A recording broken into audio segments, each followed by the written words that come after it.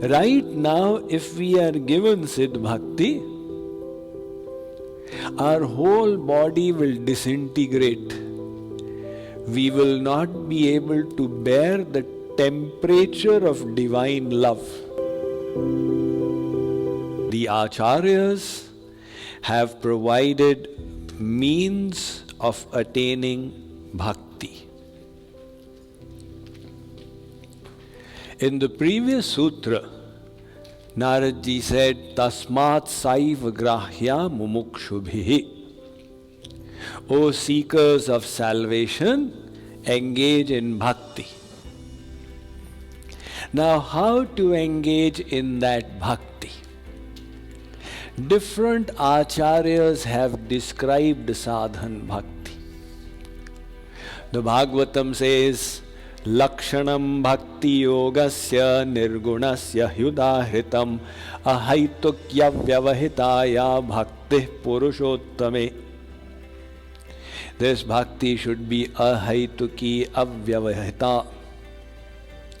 Naradji has also written the Pancharatra. There he says, Sarvapadhi vinirmuktam tatparatvena nirmalam hrishikena hrishikesha sevanam bhaktiruchyate. Rupa Goswami Pad has written Bhakti Rasamrit Sindhu.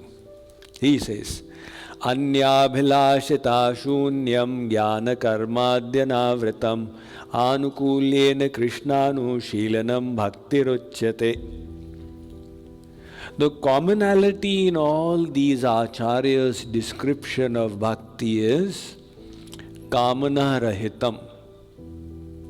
You will have to give up desires. Give up which kind of desires? Worldly desires. Not the desires which will lift you up, not the desire for bhakti, for service, for knowledge, but give up the worldly hankerings. So, this sadhan bhakti will prepare the vessel for us. You see, our goal is Siddh Bhakti. Siddh Bhakti is divine love. Now, to receive that Siddh Bhakti, we need an appropriate vessel. Right now, if we are given Siddh Bhakti, our whole body will disintegrate. We will not be able to bear the temperature of divine love. Infinite bliss in union with the Lord. Infinite pain in separation from Him. We will neither be able to bear the bliss nor the pain. That is why the vessel needs to be prepared. The vessel means the vessel of the heart. We say, Gurudev, give me bhakti. Gurudev says, where will I give it? The heart is leaky. If you go to your Guru and say, Gurudev, give me 5 liters of milk. Bring a vessel, I'll give you. Okay, Gurudev, here is the vessel. Please pour it in. Guru says, I am eager to give it, but your vessel has got holes. You seal it all up. Now he fixed it and brought it. Now at least give me the goods.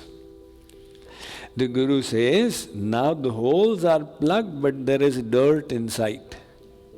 If I pour the milk, it will split. Get a clean vessel. So similarly, we want the highest thing in all creation, Divya Prem, the ultimate power of God.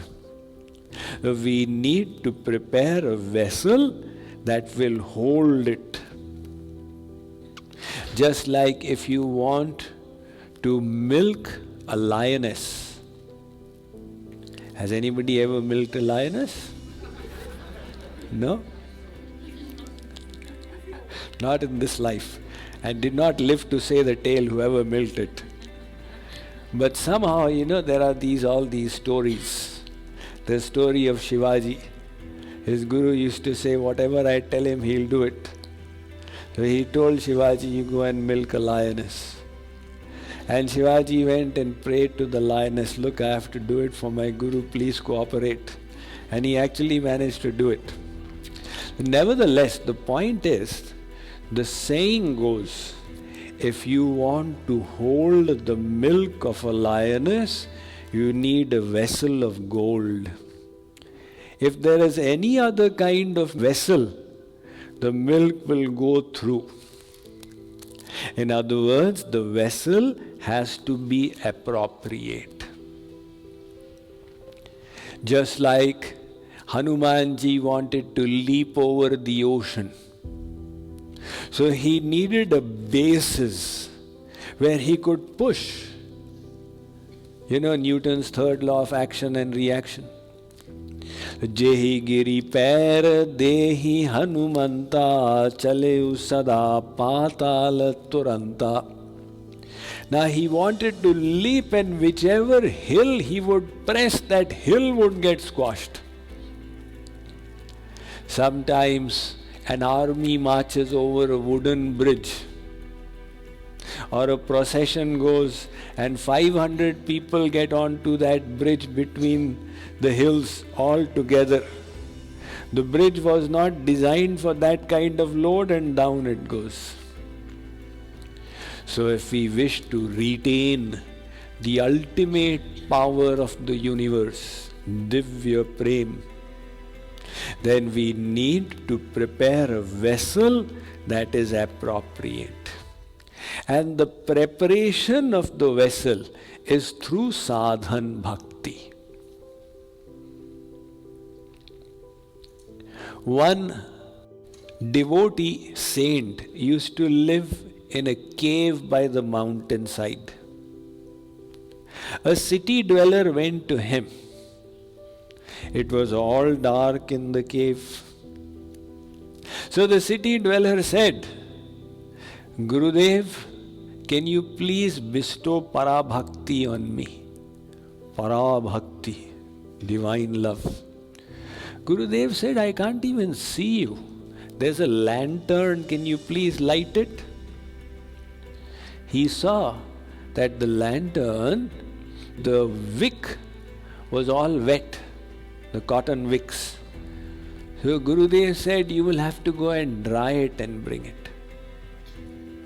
So he took the wicks, he squeezed out the water, dried them and brought them back. Now what do I do? Gurudev said, you will need ghee, the fuel. So he went back to town, got the ghee, and then he poured the ghee into the lantern. Gurudev, how do I light it? There's the matchbox there. He found that the matchbox is also wet. So he went and dried it in the sun, and finally he lit it. Yes, Gurudev, can you please give me parabhakti? Gurudev said, look, just like you to light up this lantern, you had to prepare so much. In the same way, if you wish to receive that power which enslaves God, which makes God your servant, then you have to create such a vessel for it. So to prepare that vessel, you do sadhan bhakti. Some people ask, Swamiji, do I need to do Kundalini Jagaran? No. The vessel will be prepared by sadhan bhakti itself. Bhakti swatantra sakala sukha khani. Bhakti is so powerful, it needs nothing else for its support. Perfect and complete. But it requires certain conditions to be met. And that is what I was telling you, that all the acharyas said the first and foremost condition of bhakti is to give up desires. Give up all the worldly desires. Because if you desire something, your mind will go there. And then you will contemplate. Consequently, you will develop attachment. And the desire will increase, which will lead to more contemplation, more attachment, more desire. This attachment, desire, layers will keep coming. Then how will you do bhakti? Bhakti means in the present you are thinking of God and Guru. If you wish to do bhakti, then you have to reject any desire that takes your mind away from God and Guru.